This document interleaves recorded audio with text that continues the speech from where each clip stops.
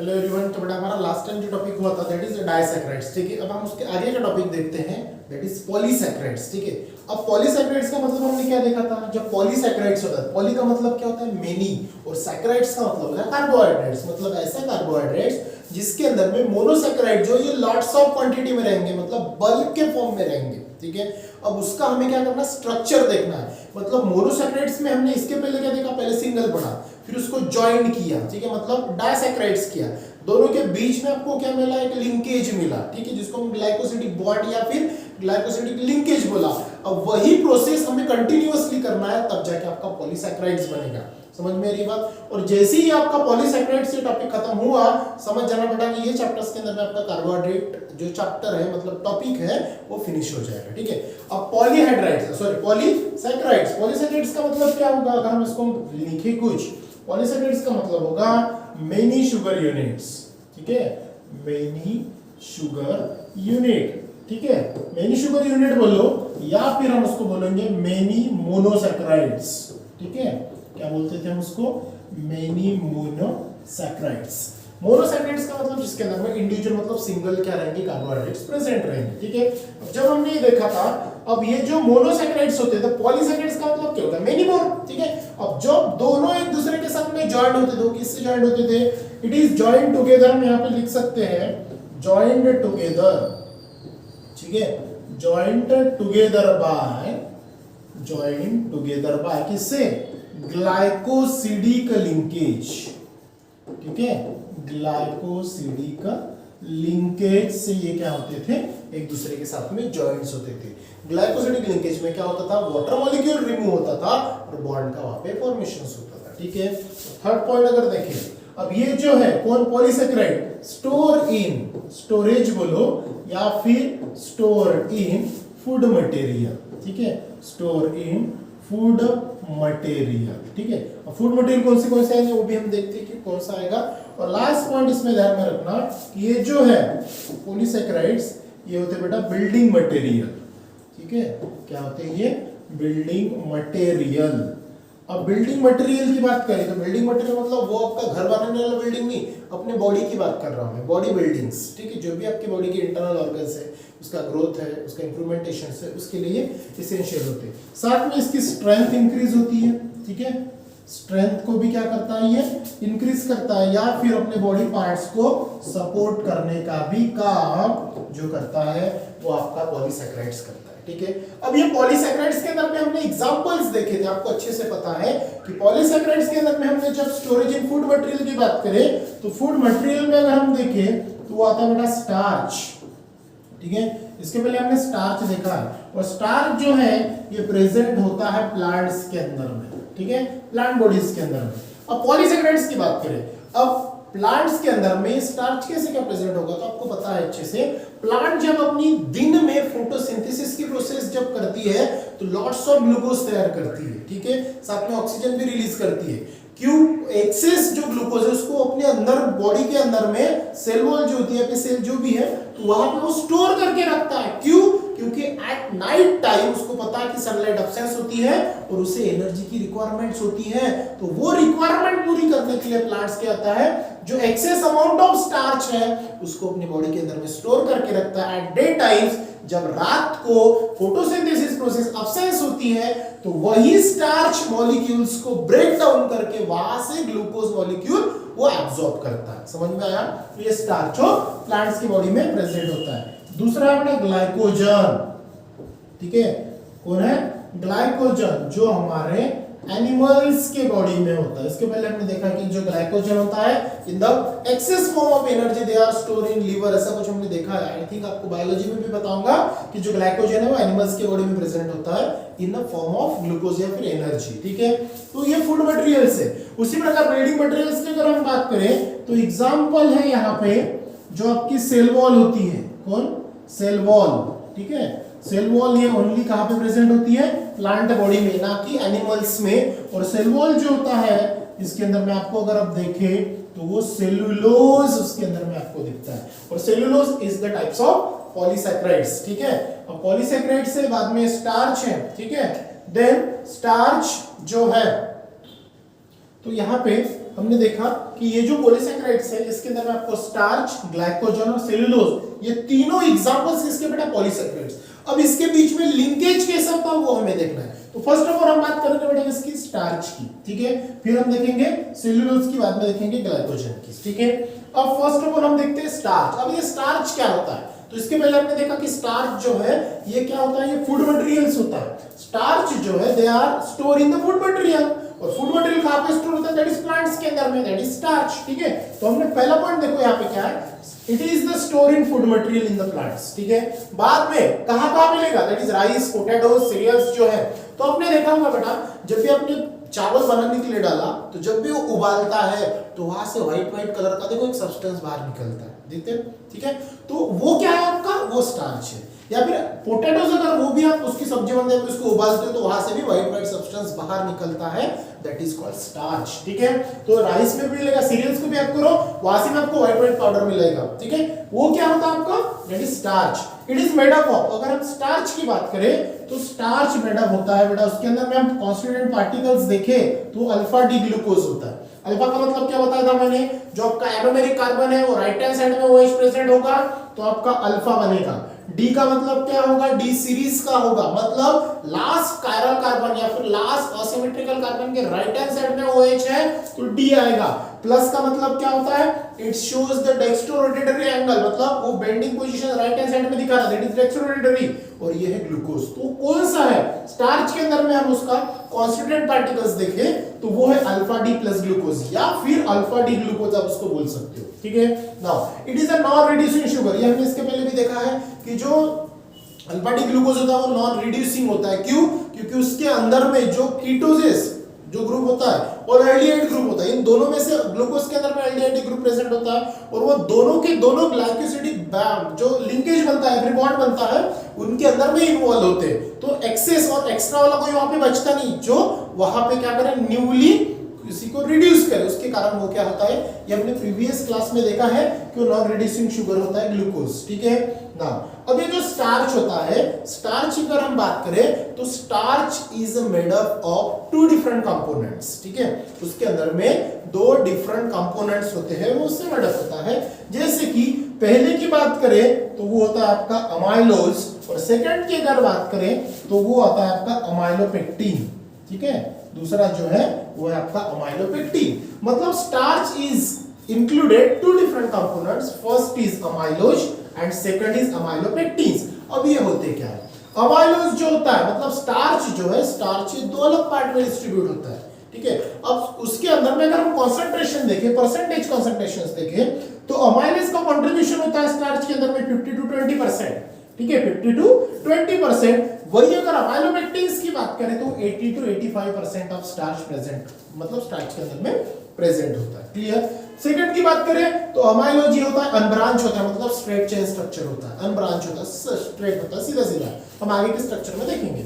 और वही अगर अमाइलोपेक्टिन की बात करें तो ब्रांचिंग होता है, ठीक है, ब्रांचिंग चेन होती है, ठीक है, जिसके कारण उसका स्ट्रक्चर ह्यूज होता है, बड़ा होता है। बाद में उसके बीच में ग्लाइकोसिडिक लिंकेज की अगर बात करें तो कार्बन फर्स्ट और कार्बन 4 के बीच में होता है। लिंकेज की अगर बात करें तो कार्बन 1 और कार्बन 4 के बीच में उनका ग्लाइकोसिडिक लिंकेज होता है। वही अगर हम अमाइलोपेक्टिन की बात करें तो ग्लाइकोसिडिक लिंकेज कार्बन और कार्बन 4 में होता है, साथ में कार्बन 1 और कार्बन 6 में भी उसका क्या होता है, लिंकेज होता है। और लास्ट पॉइंट अगर देखें तो ये सिंपल होने की वजह से ये वाटर सोल्यूबल होता है और ये ब्रांचिंग होने की वजह से ये वाटर इनसोल्यूबल होता है। समझ में आया। तो ये अगर आपको पूछे right the difference between amylose और अमाइलोपेक्टिन तो ये पॉइंट्स आप उसमें ऐड कर सकते हो, ठीक है। अब सिंपल सा अगर हम देखें, सबसे पहले हम देखते हैं अमाइलोज, ठीक है। अमाइलोज का अगर हम स्ट्रक्चर की बात करें तो इस प्रकार से आपको स्ट्रक्चर दिखेगा, ठीक है। मतलब स्टार्च, स्टार्च की अगर बात करें तो स्टार्च क्या है, अल्फा डी ग्लूकोज से बना है, इसका बेसिक यूनिट क्या है, अल्फा डी ग्लूकोज। अब अल्फा डी ग्लूकोज मतलब स्टार्च, जो स्टार्च को बनाता है, लेकिन स्टार्च के अंदर में 2 डिफरेंट कंपोनेंट्स है, ठीक है। पहला अमाइलोज और दूसरा अमाइलोपेक्टिन। तो ये ग्लूकोज का अमाइलोज देखते हैं कि वो होगा कैसे, देखो तो इसके अंदर में देखो अल्फा 1,4 ग्लाइकोसिडिक लिंकेज आपको दिख रहा है और मैंने आपको पहले ही बताया किसके बीच में होता है ये कार्बन ग्लाइकोसिडिक लिंकेज, कार्बन और कार्बन 4 मतलब 1,4 आएगा, लेकिन कौन सी सीरीज, अल्फा सीरीज। तो देखो हमने क्या किया था, यहाँ पे मैंने आपको पहले बताया कि ये जो है ये अल्फा डी ग्लूकोज है। अब अल्फा डी ग्लूकोज अगर मैं बनाऊं तो इस प्रकार से था आपका, कैसा था, इस वन, ठीक है। अल्फा डी ग्लूकोज, कितने कार्बन रहेंगे, 5, ठीक है, 5 कार्बन और एक ऑक्सीजन, ऐसा क्या रहेगा उसका लिंक रहेगा, मतलब क्या रहेगा उसका, जिसको हम क्या बोलते हैं, चेन बोलते हैं। तो मैंने इस प्रकार बताया, लेकिन बेटा इसके पहले तो मैंने आपको ये चेन ऐसी नहीं पढ़ाई है, ठीक है। ये चेन मैंने आपको इस प्रकार से पढ़ाई है, ऑक्सीजन, फिर यहाँ पे, देन यहाँ पे, फिर ठीक है, और ये यहाँ पे देखो कितने कार्बन है, 1 2 3 4 ही हुए, ठीक है। मतलब ये चेन अपनी थोड़ी सी रॉन्ग हुई है, ठीक है।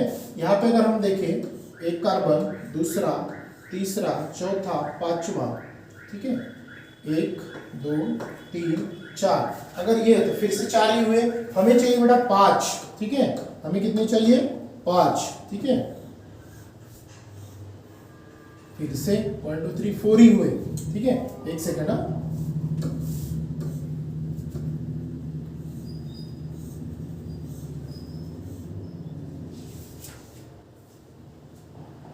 थोड़ा टेक्निकल इशू आ रहा है, जिसके चलते ये प्रॉब्लम आ रही है।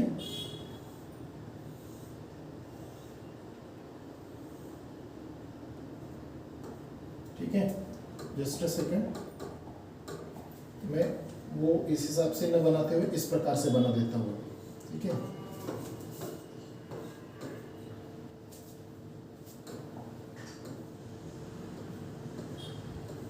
देखो अब इस प्रकार से 5 कार्बन है अपने पास में, नंबर 1, नंबर 2, नंबर 3, नंबर 4 और नंबर 5, ठीक है, इस हिसाब से। अब देखो यहाँ पे मान के चलो ये आपका पहले नंबर का कार्बन है, आई होप आपको दिख रहा होगा, ठीक है। मैं थोड़ा पेन चेंज करा दूँ, ठीक है। देखो नंबर 1 का कार्बन है ये 2, ये 3, ये 4, ये 5 और ये 6, ठीक है, सेम टू सेम है। अब यहाँ पे देखो H ऊपर है, OH नीचे, ठीक है। पहला कार्बन यहाँ पे H और यहाँ पे मैं नीचे लिखा देता हूँ उसको OH, ठीक है, ऊपर में H, ये हो गया पहला, ठीक है। क्योंकि जब भी OH नीचे होता है इसका मतलब वो राइट हैंड साइड में प्रेजेंट होता है, और राइट हैंड साइड में प्रेजेंट है मतलब अल्फा होता है, ठीक है। तो ये हो गया आपका अल्फा, ठीक है। इसी प्रकार अगर बेटा मैंने कोई दूसरा निकाल दिया, दूसरा स्ट्रक्चर देखो, ये अगर यहाँ पे मैंने ये दूसरा स्ट्रक्चर अगर निकाला, same to same alpha D का ही, ठीक है, तो क्या होगा, देखो ये, ठीक है, फिर यहाँ पे कार्बन, फिर यहाँ पे ऑक्सीजन, फिर यहाँ पे, देन फिर यहाँ पे कार्बन, फिर यहाँ पे कार्बन, ये दूसरा सेम टू सेम स्ट्रक्चर बना है, ठीक है। सेम टू सेम अगर मैं तीसरा भी बना लूं यहाँ पे, ठीक है, यहाँ पे अगर मैं तीसरा अगर कोई बना देता हूं, फिर कार्बन, फिर कार्बन, फिर ऑक्सीजन, फिर कार्बन, फिर कार्बन, और इससे सर 1 2 3 4 ही हुए, ठीक है। आपको 5 कार्बन आनी चाहिए, ऐसा ध्यान में रखना चाहिए। ये भी आपका अल्फा डी ग्लूकोज है, ये भी अल्फा डी ग्लूकोज है, ये भी आपका अल्फा डी ग्लूकोज है। नंबरिंग करो, ये 1, ये 2, ये 3, ये 4, ये 5, ये भी 1, ये 2, ये 3, ये 4, ये 5, ठीक है। अब यहाँ पे 4 की अगर बात करें, 4 नंबर का कार्बन देखो, 4 नंबर का कार्बन, ठीक है। यहाँ पे 4 नंबर का कार्बन, OH नीचे, H ऊपर, OH नीचे, H ऊपर, यहाँ पे भी क्या है, OH नीचे, H ऊपर। अब ये OH और यहाँ का H, ये क्या होगा, वाटर मॉलिक्यूल फॉर्म करेगा, तो यहाँ पे बचेगा क्या, देखो यहाँ से कौन चला गया, OH, ठीक है, और यहाँ पे भी ये। अब इनके बीच में क्या होगा, ध्यान दो यहाँ पे, ठीक है, इनके बीच में अगर हम देखें तो यहाँ से ऑक्सीजन और यहाँ से भी ऑक्सीजन, इनके बीच में क्या होगा, एक लिंकेज फॉर्म होगा। सेम टू सेम यहाँ पे भी क्या होगा, लिंकेज फॉर्म होगा। सेम टू सेम यहाँ पे भी ऑक्सीजन के साथ लिंकिंग फॉर्म होगा, यहाँ पे भी ऑक्सीजन के साथ में लिंकिंग फॉर्म होगा। देखो यहाँ पे सेम टू सेम वही हुआ, पहला ऑक्सीजन, ठीक है, पहला कायरल कार्बन जिसको हमने जो एनोमेरिक कार्बन बोला था, यहाँ से OH, यहाँ पे OH था, यहाँ से H गया, और यहाँ से भी OH था, वहां का H गया, तो दोनों में क्या हुआ, एक लिंकेज फॉर्म हुआ, ठीक है। क्या फॉर्म हुआ, एक लिंकेज, जैसे ये आपको यहाँ पे दिख रहा है, दैट इज ये वाला ऑक्सीजन के साथ में ये वाला एक लिंकेज फॉर्म हुआ। सेम टू सेम यहाँ पे भी क्या हुआ, एक लिंकेज फॉर्म हुआ। सेम टू सेम यहाँ पे भी क्या हुआ, एक लिंकेज फॉर्म हुआ। सेम टू सेम आगे भी क्या होगा, एक लिंकेज फॉर्म होगा। तो ये लिंकेज किसके बीच में फॉर्म हो रहा है, यहाँ की अगर बात करें तो फर्स्ट नंबर, और यहाँ की अगर बात करें तो 4 नंबर। तो कौन सी सीरीज है, दोनों में देखो नीचे है OH ग्रुप, OH ग्रुप अगर नीचे है तो उसको हम क्या बोलते हैं, अल्फा, ठीक है। अल्फा है तो नाम क्या बना इसका, अल्फा, किसके बीच में, 1 और 4 के बीच में, और लिंकेज जो बना उसको बोलते हैं हम ग्लाइकोसिडिक लिंकेज, कुछ करना नहीं है। अल्फा डी ग्लूकोज लो, दूसरा अल्फा डी ग्लूकोज लो, तीसरा अल्फा डी ग्लूकोज लो, पहले के पहले नंबर का नीचे का OH वहां से OH ले लो, दूसरे के फोर्थ नंबर के OH में से H निकालो, ऑक्सीजन के बीच में बॉन्ड टाइप कर दो, दैट इज ग्लाइकोसिडिक लिंकेज बना दो, और यही स्ट्रक्चर आपका आगे आगे बढ़ते चलेगा, that is called as amylose. ठीक है, सिंपल सा था। यही स्ट्रक्चर अगर आपको आगे करना है तो यहाँ पे क्या करना है, 2 सीरीज अलग अलग ले लो, अल्फा डी ग्लूकोज पहला ले लो, दूसरा भी ले लो, बाद में सेकंड जो है, ठीक है, दूसरी अगर चेन में लेता हूं तो ब्रांचिंग चेन हो रही है, मतलब पहले वाले का और दूसरे वाले का। पहले वाले में क्या है, यहाँ पे अगर हम देखें तो यहाँ पे OH था, ठीक है, यहाँ पे क्या था OH। अब यहाँ पे अगर हम बात करें तो यहाँ पे फिफ्थ जो कार्बन है, फिफ्थ को जो 6 नंबर का कार्बन अटैचमेंट है, देखो मैं आपको अरेंजमेंट बताता हूँ कैसे होगी, ठीक है। वो अगर हम कार्बन की बात करें, देखो यहाँ पे, ठीक है, यहाँ पे अगर हम देखें कार्बन, ठीक है, ये ऑक्सीजन, फिर ये कार्बन, ठीक है, फिर ये carbon, then carbon and this one, ठीक है, ये वाला स्ट्रक्चर की मैं बात कर रहा हूँ। अब ये कार्बन को यहाँ पे अगर हम देखें तो यहाँ पे H है और यहाँ पे OH है, ठीक है, ये वाला। अगर नीचे दूसरा अगर मैं यहाँ पे सेम टू सेम, ठीक है, दूसरा अगर मैं देखूं यहाँ पे, ठीक है, दूसरा सेम टू सेम अगर मैं ड्रॉ करूं तो यहाँ पे क्या होगा, एक कार्बन, दूसरा, तीसरा, ठीक है, ये चौथा, देन पांचवा और देन 6, ठीक है। अब ये जो कार्बन है, मैं इसको थोड़ा सा लंबा कर देता हूं, तो यहाँ पे देखो ये CH2OH है, ठीक है, ये कौन से नंबर का कार्बन है 6, ये ना कौन से नंबर का कार्बन है 5। तो 6 नंबर के कार्बन में से ये वाला OH और ये 6 नंबर का OH, यहां से इन दोनों में से क्या बाहर निकलेगा, दैट इज H2। क्लियर। अब ये H गया तो यहाँ पे बचा O, ठीक है। अब यहाँ पे देखो बचा O, तो यहाँ पे होगा क्या, ध्यान दो, यहाँ पे जो O बचा, ठीक है, अगर O बचता है वहां पे तो आपको जो स्ट्रक्चर मिलेगा, तो ये जो लिंकिंग होगा ये किसके बीच में होगा, यहाँ पे लिंकिंग होगा, मतलब ये फर्स्ट नंबर का कार्बन और ये 6 नंबर का कार्बन, ठीक है, फर्स्ट और 6। तो मैंने इसके पहले क्या बोला, ये जो लिंकिंग होता है आपका, ठीक है, ये जो लिंकिंग होता है कौन सा, पहले का और चौथे का, पहले का और चौथे का, इनके बीच में ग्लाइकोसिडिक बॉन्ड होता है। साथ में दूसरा क्या बोला, पहला और 6 नंबर का कार्बन, ये वाला 6 नंबर का कार्बन जो है इसके बीच में क्या होता है, लिंकिंग होता है। कुछ करना नहीं है, दोनों चेन लेना है। पहले चेन में आपको क्या करना है, पहला और फोर्थ जो इसके पहले हमने देखा सेम टू सेम, और सेकंड इसमें क्या करना है, जो ब्रांचिंग होता है जिसके चलते क्या होगा, फर्स्ट जो है लिंकिंग करेगा सेकंड के 6 में। अगर आप यहाँ पे ना लिंक करते हो, यहाँ पे अगर करते हो तो ये CH2OH है, तो यहां से क्या होगा, ये O और H में से H चला गया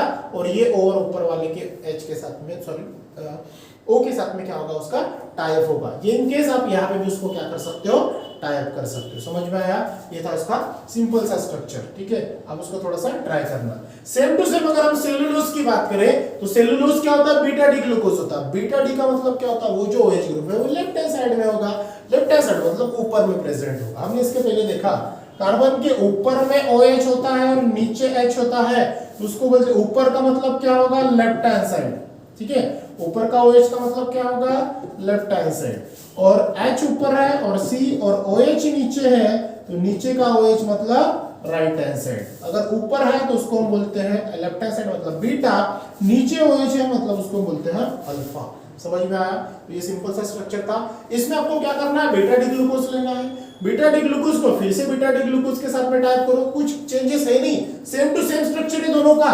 बस जो आपका पहले नंबर का कार्बन है उसमें OH ऊपर जाएगा, H नीचे आएगा, किसमें, सेलुलोज में। और इसके पहले जब हमने देखा तो उसके अंदर में क्या होगा, OH नीचे जाएगा और H ऊपर आएगा, बाकी जैसा का वैसा। समझ में आया, आई होप कि आपको टॉपिक समझ में आए होंगे। इजी है, कुछ करना नहीं है। अल्फा डी ग्लूकोज ले लो, अल्फा डी ग्लूकोज के साथ में जोड़ते चलो। स्टार्च में 2 स्ट्रक्चर मिलेंगे, एक स्ट्रेट चेन में दूसरा ब्रांचिंग, मतलब अपोज में जोड़ना है। और सेलुलोज की बात करें तो उसमें बीटा डी ग्लूकोज ले लो, बीटा डी ग्लूकोज के साथ में जोड़ते चलो, फॉर्म हो जाएगा, ठीक है। तो ये था आपका कार्बोहाइड्रेट्स, जिसके अंदर में आपको पॉलीसैकेराइड्स पढ़ना था, ठीक है। इसके बाद आगे का टॉपिक कंटिन्यू करेंगे हम नेक्स्ट वीडियोस में। So thank you.